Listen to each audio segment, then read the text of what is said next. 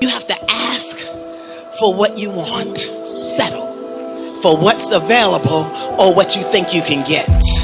The hardest part about change is not making the same choices you did the day before, period.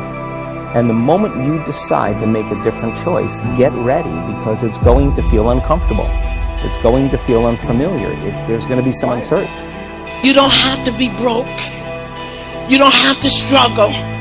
You don't have to be sad and sorry. You don't have to take care of everybody just because you've always done it. Be willing to do a new thing and a new way. And sometimes you're going to have to piss people off in the process. Sometimes. Because people will hold you to your limitations. They will hold you to what they believe to be true about you. Do not believe that because it hasn't happened, it won't happen. Renew, recharge your vision. And do not be tricked into thinking that because it's always happened, it has to continue to happen. Do not accept the unacceptable. Do not accommodate and tolerate what doesn't honor you. Whoever I am, you're going to see me. You're going to see me for who I am, because I need to change who I'm not. I call myself fat because I was fat, and people don't want to do that. They want to say, oh, don't call yourself fat. Don't call yourself dumb. If you're not real and raw with who you are, nothing's going to change. In this nice new world that we live in, we want to hear, you're just a little big. No, man, you might be fat. And it's okay to hear that from yourself and from everybody else. So that's where it started at. And it's raw. It gets ugly sometimes in me in that mirror. But I'm also proud of myself to be able to tell myself that and then fix what's in that mirror. That you have to ask for what you want and do not settle for something because it's all you think you can have or because it's what's available. Whatever the shit is that made me fucking nauseous and sick to my stomach, it made me hurt, there's no ending. And that's the person I listen to. That's the person who's gained knowledge. You gain knowledge through suffering. And on the other end of suffering is a world that very few have ever seen. It's a beautiful world because that's where you find yourself. Come on now. You know who you are from the inside to the outside. And your behavior is a demonstration of what you believe to be true about you. Know who you are when somebody calls you out your name in your face. Get serious. Life is serious. We call it life or death. Somebody asked me one time if I had a good description of life. I said, yes, I think I've got a good one. Life is the struggle to keep death at a respectable distance. Right? Death seems to want to move in prematurely. If you want to live a good, long, flourishing life, you got to push back. You can't just give in. You got to push back. And we're dealing with some serious matters here. So we can't just, tell the latest 10 jokes and just go home. We're not here to entertain. We're here to instruct. We're here to grow. We're here to learn. We're here to get the best we possibly can. Serious. Life is serious. The future's serious. One ancient novelist said, these are the best of times and these are the worst of times. And for some of those who came across this platform at the extravaganza, $1 million a year incomes, for them, it's the best of times. But I want you to know that while they're getting the diamonds and the millions, there are a lot of people around the world, for them, it is the worst of times. The best of times and the worst of times. That's called serious matter.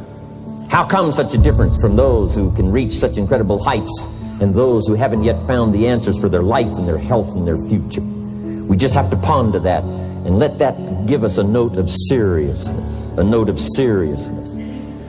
It's serious whether you win or lose. It's serious whether you succeed or fail. It's serious whether you've got a good future carved out for yourself or you do not have. These are serious matters. Matters of the heart are serious. Matters of income are serious. Matters of supporting your family, serious. That's what these journals are for. That's what pad and pencil's for. That's what taking notes is for. See if you can't increase your ability to comprehend ideas, information that can be life-transforming. Don't miss the opportunity to learn. Take a good key phrase home, use it in your training. Don't be lazy in learning. Don't be casual in learning. Develop a whole new intensity for the 90s that you're not going to miss the information. You're not going to miss the stories. You're not going to miss the details. Get smart. Here's a couple of parts to it. Number one, your own personal experience. Right? If you've had a bad week, just sit down and ponder that for a while. Study it. See if you can't pick up some ideas from a poor week and then make a better week. Okay? Learn from your own experiences. One way to learn to do it right is do it wrong. I mean, you know, that's one way to learn to do it right.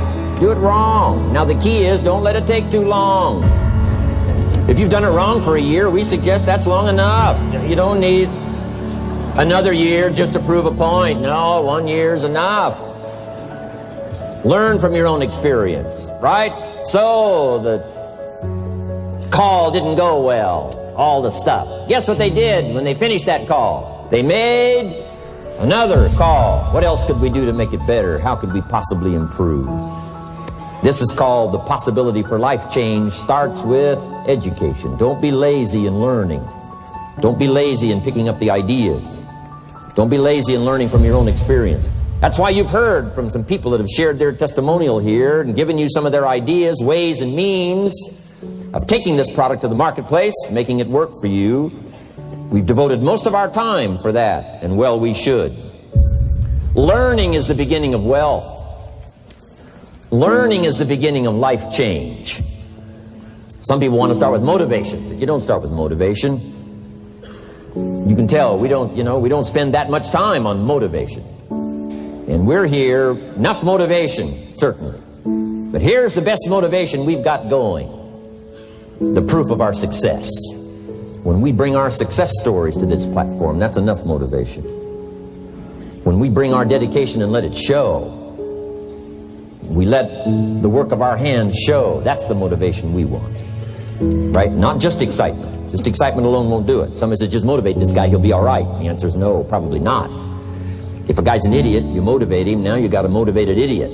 So education, get smart, don't miss the training class. You say, well, I've already been to one of those classes. I've already heard it. I got a good phrase for you to take home. That's no sign you got it. Just because you've listened to those millionaire tapes one time is no sign you've got it. I'm asking you to listen to them over and over and over. I'm asking you to dedicate yourself to a new level of learning. When I travel with Mark Hughes, he's got his book open. He's got a book open. He's reading. He's studying. Lives of successful people. Lives of despicable people. You know, study, learn, grow, change, develop. Never let it be said you didn't learn. Right? If you want to solve your problems, you got to learn. If you want to take advantage of an opportunity, you got to learn. Get smart. Develop your own personal philosophy here. Philosophy, major determining factor in how your life works out. Each person's philosophy is like the set of the sail. The same wind blows on us all. The difference in where we arrive at the end of the week, at the end of the month, at the end of the year is not the wind that blows. And the wind is blowing around the world. The world is in solution. Things are a-changing. The walls have come down. All kinds of things are happening. In Russia today, the winds are blowing. But what's going to make the major difference? Each person's personal philosophy that sets a better sail, sets a better sail. So don't ask for a more favorable wind. That's like wishing something that's not going to occur. Don't ask for better seed and soil. All you got's what's available. Don't curse what you got. On this planet, all we got's the seed that's here, the soil that's here, the miracle of life that's here, the opportunity that's here, the seasons that are here. That's all we got. Wherever you've come from in your country, the economy you got, that's all you got. In America, our economy, that's all we got. The government, that's all we got. The marketplace, that's all we got. Whatever you do, don't criticize all you got. The key is to set a better sail and turn what you've got into the miracle of your future. Don't wish it was easier. Wish you were better. Don't wish for less problems. Wish for more skills.